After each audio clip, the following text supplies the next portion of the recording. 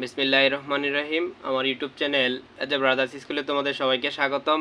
আমি অনার্স তৃতীয় বর্ষের গণিত বিভাগে রিয়েল অ্যানালাইসিস পড়াইতেছিলাম।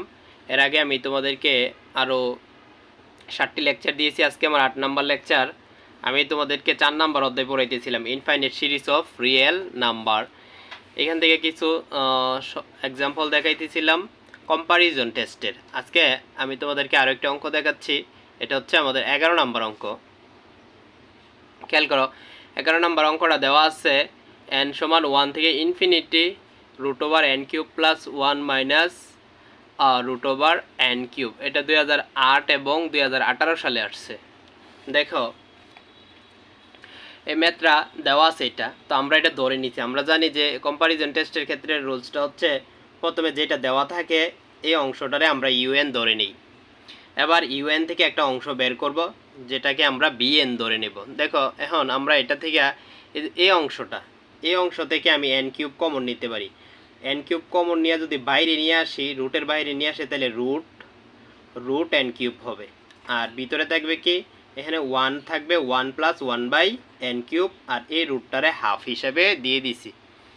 আশা করি এটা বুঝতে পারছো। তারপরে বাকি যেটা আছে এটা ঠিক রাখলাম। তারপর এই লাইন থেকে আবার এই লাইনে আসছি। দেখো এই লাইন থেকে এই লাইন দেখো, এদিকেও রুট এন কিউব আছে, এদিকেও রুট এন কিউব আছে। তো দুইটা থেকে যদি আমি একটা কমন নিয়ে নিই রুট এন কিউব, তাহলে এই পাশে থাকবো এইটা মাইনাস 1, এদিকে থাকবো 1। এখানে just N root over N cube common নিয়ে নিছি। তারপরে দেখো যে কাজটা করছি সেটা হচ্ছে এন কিউবের জায়গায় এন কিউব লিখছি, রুট এন কিউব।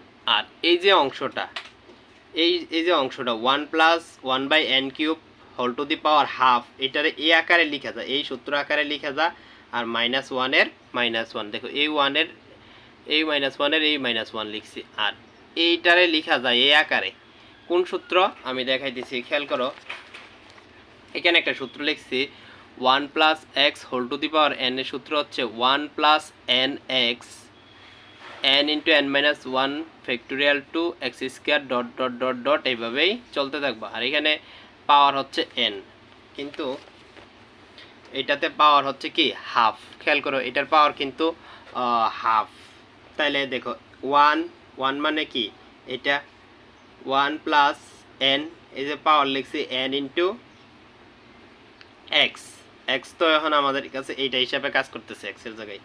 তারপরে n ইন্টু n মাইনাস 1, যেমন হাফ হচ্ছে n into n minus 1 by factorial two 1 by X square. তো এক্স স্কোয়ার হচ্ছে এটা 1 বাই এন কিউব, এই জন্য এক্স স্কোয়ার হলে এটা এক্স টু দি পাওয়ার 6 হয়ে যাব। তারপরে দেখো এই পদের সাথে কোনো কিছু নাই, তাহলে আমাদের এই যে 1 প্লাসের 1 আর মাইনাসের 1 কাটা, প্লাসের 1 আর মাইনাসের 1 কাটা, আর থাকবো কি হাফ 1 বাই এন কিউব, এই অংশটা আছে। তার এই অংশ থেকে আবার আমি এখানে দুইটা লাইন দুই কাজ করছি একসাথে, 1 কাইটা দিছি, আবার 1 বাই এন কিউবটা কমনও নিয়ে নিছি। এই যে 1 বাই একসাথে কমন নিয়ে নিছি, এই জন্য হয়তো তোমাদের বুঝতে সমস্যা হইতে পারে। একবার প্লাসের 1 মাইনাসের 1ও কাটছি, আবার এই 1 বাই এন কিউব প্রত্যেকটার সাথে আছে বিদায় কমন নিয়ে নিছি। তাহলে কি থাকবো, হাফ থাকবো এদিকে, এদিকে এই অংশটা থাকবো, আর 1 বাই এন কিউব থাকবে, প্লাস ডট ডট ডট। তারপরে দেখো এই জিনিসটার এই আকারে লিখা যায়, কারণ আমরা জানি রুট ওভার এক্স, যেমন মনে করো রুট ওভার এক্স আর নিচে আছে এক্স, তাহলে বা কিউব আছে এরকম, তাহলে আমরা কিন্তু এটা লিখতে পারি যে root over X cube into root over X cube, আর উপরে রুট ওভার এক্স কিউব। তাহলে এটা কাটা গেলে নিচে থাকবো 1 by root over X cube, এরকম থাকে। তো বিষয়টা হচ্ছে এটাও এই আকারে করছি, দেখো এটার থেকে এটা লেখা যায়। আর বাকি অংশ যা আছে তাই ঠিক রাখছি। তারপরে আমরা এই অংশটাকে ধরে নিব বিএন। দেখো এই অংশটা যদি ইনফিনিটি বসাও, দেখো একটা ফাইনাইট ভ্যালু আসবে, তাইলে আমরা এটাকে বিএন ধরতে পারবো। এখন আমরা ধরবো লেট বিএন সমান 1 বাই এন কিউব। এখন টেকিং কম্পারিজন টেস্ট আগের মতো করে, আগের অঙ্কগুলো তোমাদেরকে এইভাবে দেখাইছি, আর বোঝানোরও তেমন কোনো কিছু নাই। Limit tending to infinity UN by BN, তো লিমিট টেন্ডিং টু ইনফিনিটি উপরে ইউএন তো বলতে আমরা এটা পাইছি, এটা থেকে এই মানটা পাইছি না ইউএন, তো এই মানটা বসাই দিছি ইউএন, আর বিএন বলতে আমরা এটা ধরছি, তাহলে এটার নিচে বসাইছি। তাহলে এই অংশ আবার এই অংশ কাটা একই জিনিস, এই অংশ কাটা গেলে থাকবে এই অংশটা দেখো ইনফিনিটি যদি বসাই দিই তাহলে এটা জিরো হয়ে যাবে, 1/∞, মানে এটাই অংশটা জিরো, এইভাবে বাকি সবগুলা জিরো হবে, শুধু থাকবে কি হাফ, এই যে হাফ, যেটা আমরা ফাইনাইট ভ্যালু পাইছি। দেখো যে মানটা হচ্ছে একটা ফাইনাইট ভ্যালু। এখন তাহলে আমাদের কম্পারিজন টেস্টটা করা যাবে।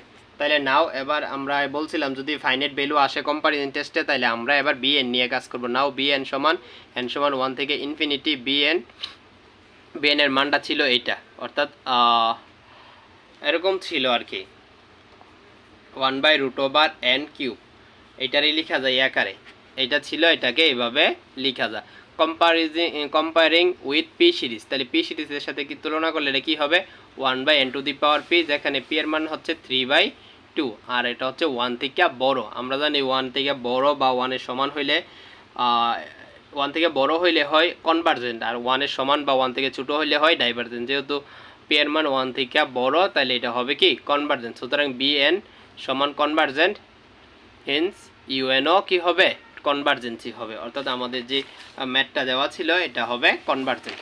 আশা করি তোমরা বুঝতে পারছো। নেক্সটে আমি তোমাদেরকে কোসি টেস্ট করাবো, কোসি রুট টেস্ট। আজকে এই পর্যন্ত কম্পারিজন টেস্ট শেষ।